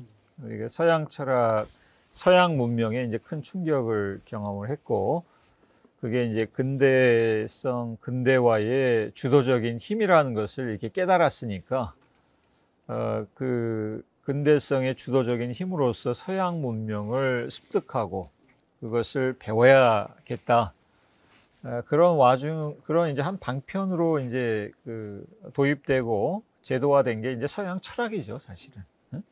그러니까 사실 굉장히 이제 큰 그 영향을 미쳤다고 이제 그 봐야 되겠고, 근데 이제 그 말씀하셨듯이 이 서양 철학, 그러니까 한국에서 이제 배우는 서양 철학, 또 서양 철학을 공부하는 사람들은 제가 좀 흥미롭게 생각하는 것은 그걸 처음 수용하던 그 1세대 학생들 까지도 이 서양 철학이라고 하는 것을 보편적인 철학이라고 이렇게 그 수용을 합니다. 그러니까 그건 참 어떻게 보면 신기한 일이에요. 그 전까지는 아마도 이 집안에서 이제 유학을 습득을 했을 것이고, 그런 것을 이제 배웠던 학생들이 이 경성제대에 들어와서 서양 철학을 배운 지 몇 년 만에 이 서양 철학을 보편적인 철학의 역사로, 받아들이는 그 서사를 스스로 이제 세웁니다. 그래서 제가 이제 여기 예로 들어보고 싶은 사람이 이제 신남철이라는 사람하고 이제 박치우라는 사람입니다. 그러니까 경성제대 이제 철학과의 이제 초기 졸업생들이죠. 거기 한번 이제 제가 글을 한번 두 인용문을 한번 잠깐 읽어보면요, 이렇게 이제 얘기합니다. 이게 이제 박치우의 이제 글인데, 초기 중세에는 르네상스는 정의 반대로 인간을 잃어버리기 위하여 인간 문제에 대하여 심각한 반성을 겪어온 것이었다 한다면, 르네상스라는 위대한 문화운동이 있은 지 벌써 5세기여가 지났고 사회의 온갖 영역의 위기를 부르짖고 문화의 온갖 부분이 근대적 인간, 시민적 인간의 사정을 전하고 있는 오늘, 다시 새로운 르네상스가, 새로운 인간의 발견이, 인간에 대한 근본적인 반성이 요망되게 되었다는 현아의 정세는 과연 한 개의 단순한 우연에 지나지 못할 현상인가? 그리고 또 이때를 당하여 히랍 이래로 문화의 수호자, 지도자로 자부하던 철학이 인간의 문제를 자신의 긴급한 문제로 문제 삼지 않지 못하게 되었다는 사실도 이 또한 단순히 한 개의 유행에 불과한 현상일까? 이게 이제 현대 철학과 인간 문제라는 제목을 단 1932년에 이제 글의 일부입니다. 그 다음에 이제 신남철이라는 분의 르네상스와 휴머니즘이라는 글을 보면 또 이런 문장이 있습니다. 르네상스와 휴머니즘은 15, 16세기라고 하는 사회 변혁의 일정한 역사적 시기에만 나타나는 문제가 아니라 세계사 발전에 있어서 언제나 새롭게 다시 되풀이될 영원히 새로운 문제라는 것은 결코 과대한 표현은 아닐 것이다. 근데 이 두 글을 보면은 흥미롭게도 모두 이제 르네상스 시기를 인류 문명사에서 굉장히 중요한 시기로 이제 설정을 하고 있죠. 근데 벌써 르네상스라고 하는 것이 근대 문명, 또 인류 문명의 굉장히 중요한 전환점이었다라고 하는 것은, 이게 이제 19세기 이제 독일의 문화사가였던 이제 야콥 부르크하트라는 사람이 어떻게 보면 처음으로 제시한 생각들이거든요. 그러니까 1860년대 이 무렵에. 그러니까 근데 이 신남철이나 박치우라는 이 두 명의 이제 서양 철학도는 이게 마치 이제 아주 오래된 보편적인 어떤 철학적인 이 지혜, 또 보편 타당한 이론인 것처럼 이렇게 이제 받아들이죠. 이게 좀 사실은 흥미로운 점입니다. 그러니까 서양 철학이라는 것은 처음 한국에 제도화될 때부터 이게 특수한 지역의 철학이 아니라 보편적인 이 철학으로 자기를 이제 제시했고, 그걸 또 학생들이 스스로 그것을 자발적으로 수용했다. 네, 그 점이 좀 흥미로운 거죠. 예, 그러니까 정리하면 서구문명과의 접촉을 통해서 받아들여지게 됐던 철학이 결국엔 보편성이라는 명목 하에서 이제 간주되는 어떤 보편성의 제도화된 학문, 거죠. 제도화되는 과정 속에서 보편성의 학문으로 이제 간주되게 되었다라는 의미로 저는 받아들이셨는데요. 김학재 선생님, 서구문명의 유입 혹은 식민지 이런 경험들이 한국 동양 철학 전통에도 미친 영향이 분명히 있었을 텐데 그에 대해서 좀 간략하게 말씀해 주시면 감사하겠습니다. 아까도 이제 말씀드렸다시피 이제 동양 철학이라는 거는 이제 어떻게 보면은 발견되고 구성된 측면이 큰데요. 그것이 이제 제도권 내에서는 1924년에 여섯 번째 제국주의 대학이 경성에 설치되면서부터 시작됐다. 뭐 이런 식으로 우리가 논의를 했는데, 이제 그 이후에 이제 근대적인 동양 철학이 도대체 어떤 특징을 가지고 있느냐, 이걸 말씀드리면 될 것 같아요. 이전에 이제 뭐, 굳이 철학이라는 이름을 안 가지고 있지만, 전통적인 동양 철학은 그 사람의 삶의 모든 것을, 압축적으로, 보여주고 있는 것이다라고 이렇게 앞에서 설명을, 드렸는데, 그러면 근대적인 동양 철학, 그것을 공부하고 있는 전문 연구자들이 어떤, 방식으로 연구를 하고 있는가를 말씀드리면 어떻게 변화했는가, 어떻게 근대의 동양 철학이, 서구 혹은 일제 시기의 경험이 영향을 끼쳤는가를 명확하게 알 수 있을 것 같아요. 그죠? 쉽게 말하면 근대의 동양 철학은 자기의 삶의 이상이나 목표, 신조가 아니에요. 정확하게 말씀드리면. 그냥 객관적 관찰자가 관찰하고, 문헌을 관찰하고, 분석한 기록입니다. 정리한 겁니다. 뭐 이거 굉장히 기분 나빠하시는 동양 철학자도 계시는데, 저는 뭐 특정한 사람들을 연구하는 게 전반적인 경향을 말씀을 드리는 거니까요. 그러니까 동양 철학을 함으로써 먹고 살 수 있는 계층은 대학을 중심으로 학술계가 거의 유일하죠, 지금은. 물론 이제 그 학술운동, 사회운동으로서 밖에서 이제 동양 철학 하시는 분도 계시겠지만, 그분들은 좀 다른 카테고리에 계신 분들이고, 동양 철학만을 연구하셔가지고 생계를 유지하시는 분들은 이제 그 동양 철학계에 계시는 분들이라고 할 수 있겠는데, 이제 그분들을 중심으로 해갖고 말씀을 드리자고 한다면, 이제 뭐 신념도 아니고, 학자들 신념도 아니고 삶의 지향점도 아니다. 라고 말씀을 드릴 수 있을 것 같아요. 그러니까 결국 이거 뭐냐면 동양 철학의 내용 자체는 이게 변화 발전하고 있지 않다는 거예요. 이게 뭐냐면 역사적 자료로서 굳어 있는 상태에서 그 해석 틀이나 시각만 변화하고 있는 거지 동양 철학의 본질적인 내용 자체, 근원적인 내용 자체가 변화하지 않고 있다라는 거예요. 아니, 그러니까 어떤 분들은 해석이 변하는 게 변하는 거 아닙니까? 라고 얘기를 할 수가 있는데 어떤 차이점이 있냐면 이제 정근대의 동양 철학자는 없었지만 동양 철학자라고 우리가 부르는 사람들은 뭐냐면 그거 자체가 자신의 삶의 지향이다, 목적이에요. 그 과정에서 그것을 실천하고 실현하기 위해서 그것을 해석하는 실천적 해석이란 말이에요. 이게 아무리 이론적인 모습을 띈다고 할지라도. 지금은 학자들은 그런 실천적인 지향점이 없는 상태에서 역사적 자료에서의 동양 철학 텍스트를 해석을 하는 거기 때문에 아주 그냥 뭐 기분 나쁠 수 있는 표현을 쓰면 더 재밌는 해석을 만들어낼 수 있거나 조금 학술적이면은 과거의 이 시대의 사상을 좀 더 새로운 시각에서 볼 수 있는 해석들을 제시를 할 수는 있지만 살아있는 동양 철학을 하기는 힘들게 변해버린 거예요. 왜냐면 실제 내가 유학적 이상, 도가적 이상, 제자백가 이상, 불교 이상을 실현시키기 위해서 그걸 공부하는 사람들이 아니기 때문에 이게 가장 극명한 차이점이라고 볼 수가 있는 거죠. 이게 어디서 시작되냐면 그 일제의 그 학술로부터 시작을 하는 거죠. 그러니까 일제는 이제 사실은 이른바 이제 현지 조사라는 걸 했어요. 그러니까 한국에 대해서, 조선에 대해서, 조선의 민속, 종교, 학술 여기에 대해서 방대한 조사를 했단 말이죠. 그 조사 기록을 무시할 수가 없어요. 너무 방대하고 너무 디테일하고 어떻게 보면 굉장히 객관적으로 있는 그대로 잘 서술을 한 것 같단 말이에요. 지금도 연구를 할 만한 충분한 가치가 있는 자료들이란 말이에요. 이 민속이나 뭐 이런 것들 중에 없어진 것들은 그 사람들이 조사했던 걸 봐야 된단 말이에요. 지금도. 그러니까 우리는 일제의 학술 수준을 얘기하면 굉장히 높게 얘기하는 경향인데 그게 거기서 비롯된 거죠.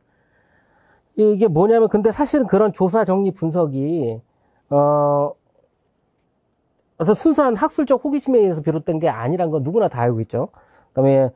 그다음에 조선 문화를 유지 보존하기 위한 목적도 아니고, 그다음에 우리 본토의 문화나 역사는 아니지만 이 식민지의 문화라도 역시 계승을 해줘야 된다. 문화적 다양성을 위해서 계승을 해줘야 된다. 이러한 의도는 더더욱 아니란 말이죠. 그렇게 포장을 하는 사람도 있을지 모르겠어요. 그런 학술적인 조사 자료를 보고. 이게 뭐냐면은 그 사람들이 취한 거는 왜 그렇게 방대하고 객관적이냐면 어떤 스탠스를 취한 거면 자신들은 일단 굉장히 압도적으로 우월한 이방인인 거예요. 정복자죠. 그러나 나는 하찮은 니네들 문화 몰라. 무지해. 그러니까 있는 그대로 서술을 해줄게. 그대로 모아서 서술을 이거죠.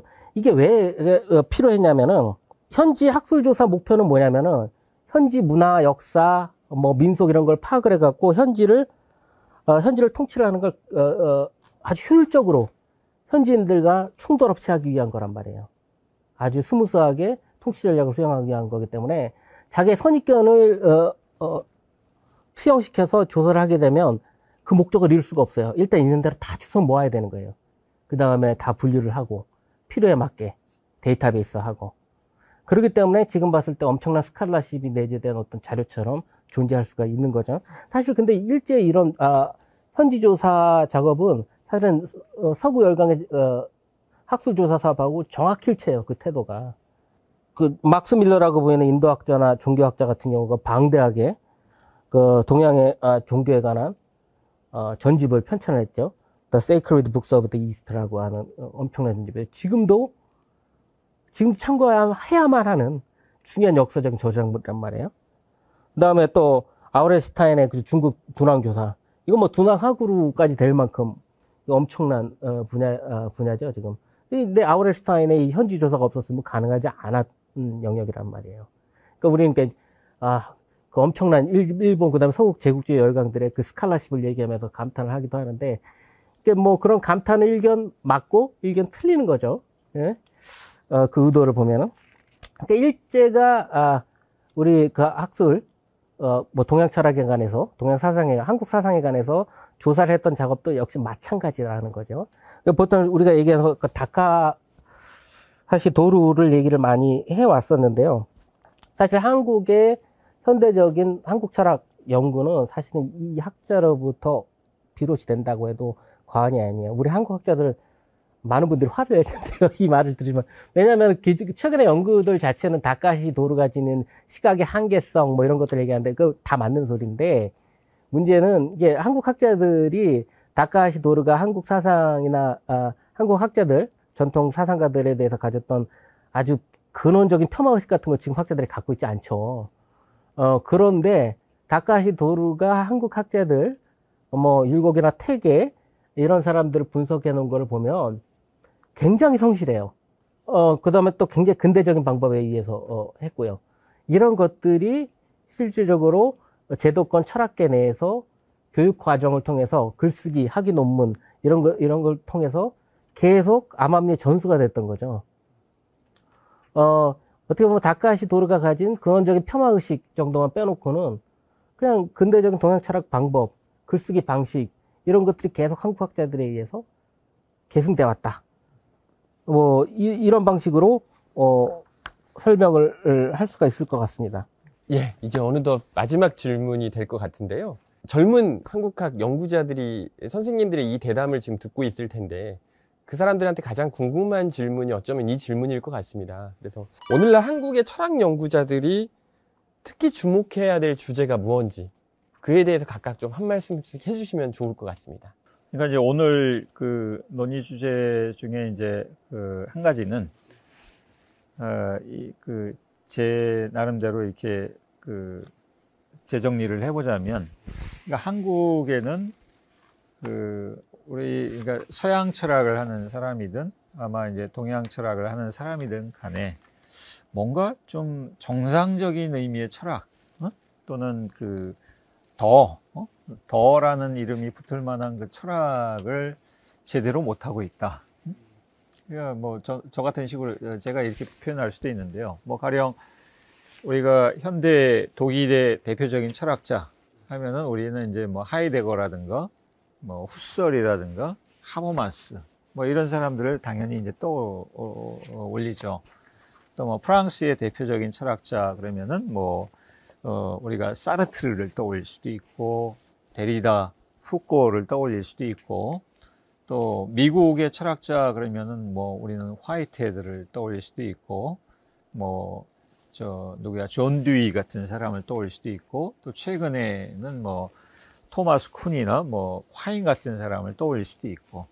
그러니까 뭔가 이 외국에는 이 서양에는 철학다운 철학을 하는 사람들이 있고, 우리가 진정한 철학자라고 부를 만한 사람들이 있는데 한국의 서양 철학에는 뭔가 그런 게 없다. 근데 저는 그거는 사실은 우리가 거기에 대해서 이제 두 가지 방식을 택할 수가 있는데, 그러니까 우리가 이제 이 서양의 모범을 따라서 열심히 서양 사람들이 하는 그 철학을 잘 모방을 해서 따라잡는 거죠. 서양이 철학하는 방식을. 그래서 우리도 역시 뭐 하이데거나 하버마스 같은 그 철학자를 배출하도록, 또 뭐 토마스 쿤이나 이런 사람들을 배출하도록 서양 철학을 열심히 더 제도화하고 그 사람들의 커리큘럼이라든가 교수 방법을 막 배워와서 하는 그런 방식이 있을 것 같아요. 근데 저는 이제 두 번째 방식도 한번 생각해 보는데, 그거랑 약간 다른, 그거는 뭐냐면, 우리는 그 명사로서의 철학, 그러니까 더 필로소피보다 이 약간 형용사이자 동사로서의 더 필로소피컬, 거기에서 한번 출발을 해보면 어떻겠냐. 그러니까 한국에는 서양에 존재하는 그런 의미의 철학사도 없고, 또 서양의 여러 나라에 존재하는 그런 대철학자들도 이제 존재하지 않고, 하지만 한국의 역사, 또 한국의 어떤 지금 현대 한국이 직면한 여러 가지 상황, 여기에는 굉장히 철학적인 문제들은 있습니다. 그러니까 뭐 예를 들면은 이 서양 문명의 충격, 이거 굉장히 중요한 철학적인 주제거든요. 그리고 이 서양 문명의 충격 아래 동양 철학과 서양 철학으로 이렇게 철학이 분리된 채 제도화되어 왔다. 한 100년 넘는 100여 년의 시간 동안 이것도 중요한 철학적인 질문의 대상입니다. 왜 이런 식으로 제도화됐고, 왜 이것이 철학에 어떤 영향을 미쳤고 하는 것도 이게 철학의 주제죠. 그리고 뭐 또 저런 거죠. 인류세라든가 아니면은 코로나 팬데믹이라든가, 또 한국 같으면은 뭐 세월호 문제라든가, 이런 것도 사실은 이게 철학적인 문제입니다. 철학은 아니라고 하더라도 철학적인 문제. 그러니까 아마 한국에서 이 철학하기의 출발점은, 그러니까 완성된 제도적인 형태로서의 철학을 이 서양을 모범으로 해서 따라가는 방식도 있겠지만, 이 철학적인 것, 그것을 발굴하고 그것을 자기 철학의 주제로 삼는 것도 하나의 이제 방식일 수 있지 않을까. 그러니까 저는 우리가 더 필로소피를 너무 서양을 쫓아가려고 하기보다 더 필로소피컬이라는 걸 한번 해보자, 이런 말씀을 좀 드리고 싶습니다. 저도 뭐 비슷한 의견인데요. 뭐 철학을 연구해야 되는 사람들이나 뭐 인문학을 연구하는 사람들이 주목하지 않아도 될 뭐 그런 주제들은 없는 것 같아요. 모두가 다 신경을 써야 되는데, 이 뭐 반은 농담이고 이제 반은 진담인데, 특별하게 철학적인 주제들이 있느냐라고 생각한다면 꼭 그런 건 아닌 것 같아요. 우리가 철학적으로 볼 수 있느냐의 문제이겠죠. 그러니까 철학적으로 볼 수 있느냐의 문제는 우리가 그만큼 사유하고 있느냐, 얼마나 철학화되어 있느냐. 뭐 철학화된다 그러면 굉장히 어려운 말 같지만, 쉽게 얘기하면 자신을 돌아보고 있느냐, 사회를 살펴보고 있느냐, 거기에 개입자로서의 나의 모습을 상상을 하고 사유를 하고 있느냐, 이 문제인 것 같거든요. 그게 이제 저는 철학화라고 생각을 하는데, 뭐 최근 이제 정치 사회적 이슈들 관련해 가지고 이제 바로미터가 되는 건 이제 청와대 청원 게시판인 것 같은데, 쭉 보다 보면 굉장히 재밌어요. 우리 사회에서 겪고 있는 이제 여러 가지 사회 정치적인 현상들, 문화적인 현상들, 이런 것들을 살펴볼 수도 있고, 그 안에 이제 한국 사람들이 갖고 있는 사유들, 어떻게 보면 철학들이죠. 철학의 어떤 단초들인데 그것들이 보이기도 하는 거죠. 근데 거기에서 되게 반철학적이고 반지성적인 흐름도 보여요. 역으로 자기 의견을 생각하고 생각을 쓰는 그런 게시판인데, 굉장히 반지성적이고 반철학적인 모습을 보이기도 한다는 거죠. 근데 지금은 우리가 이제 철학하는 사람들이 그러한 적나라한 사회 정치 문화적 형상에 대해서 말을 하기 겁을 내죠. 게다가 이제 또 쉽게 얘기하면 이런 것 같아요. 지금 뭐 서양 철학은 좀 덜한 것 같은데, 동양 철학 같은 경우에는 마치 20년 배운 영어 미국 사람 앞에 가니까 한마디도 안 나온 애처럼 20년 공부한 동양 철학 현실 문제 앞에 서니까 할 말이 없네. 뭐 이런 상황이 되거든요. 이거는 사실은 동양 철학 자체가 뭐 시대에 뒤처진 옛날 것이라 그렇다 뭐 이런 식으로 얘기하는 사람도 분명히 있고 사실 많았어요. 그렇게 얘기하는 학생들이. 그러나 그것은 어떻게 보면은 가르치고 연구하는 사람들이 동양 철학에 가진 태도에서 비롯됐을 수도 있다는 게 제 생각이에요. 철저하게 거리두고 객관적으로 분석하고 역사화 시켜버림으로써 나를 개입시키지 않는 방식으로 동양 철학을 했기 때문에 그 동양 철학을 가지고는 무언가 현실에 대해서 얘기를 할 수가 없는 거죠. 동양 인문학, 전통 인문학을 하는 학생들 자체가 어떤 학계에서 요구하는 객관적 거리두기를 실현하면서도 자기 자신에게 어떤 삶의 의미로서의 그 동양 인문학이 어떻게 될 수 있는가라는 것들을 고려하는 건 그것이 학계에서 어떤 생존을 위한 아주 현실적인 전략하고는 거리가 먼 것일지라도 몰라도 학자로서의 건강성, 제정신성 이거를 유지하는 데 있어서는 굉장히 중요한 작업이 아닐까라는 생각을 저는 한다는 겁니다. 두 분 말씀 들어보니까 사실 철학이라고 하는 학문이 지금까지 그 명맥을 유지할 수 있었던 근본적인 이유는 그러니까 결국에는 우리가 헤겔이나 칸트를 공부하든 아니면 퇴계나 율곡을 공부하든 이 사람들이 남겼던 흔적들을 저희가 그냥 단순히 공부하는 어떤 대상으로서 여기는 것이 아니라 지금 현재 우리가 당면한 문제들을 해결할 수 있는 어떤 대안을 제시하고 있구나라는 차원에서 공부를 하게 되는 것 같습니다. 그런 의미에서 철학은 어찌 보면 지금 현재의 문제와도 깊숙이 연결이 되어 있다라는 차원에서 접근을 해야 되지 않나 싶습니다. 아까 선생님께서도 뭐 신자유주의도 말씀하시고 뭐 코로나 팬데믹도 말씀하셨는데 이러한 것들이 결국엔 철학적 주제여야 된다라고 말씀하시는 것도 금방 제가 말씀드렸던 지금 현재의 문제와 결합되어 있다. 철학은 밀착되어 있다라는 맥락에서 말씀해 주신 거라고 생각이 됩니다. 두 분을 모시고 많은 이야기를 나눴는데요. 아마 이번 계기를 통해서 릭스 아카데미에 참여한 여러 학생분들도 한국 철학계가 갖고 있는 고민들을 많이 이해하고 공유했으리라 생각이 됩니다. 오늘 대담에 참여해 주셔서 감사하고요. 여기까지 하도록 하겠습니다. 감사합니다.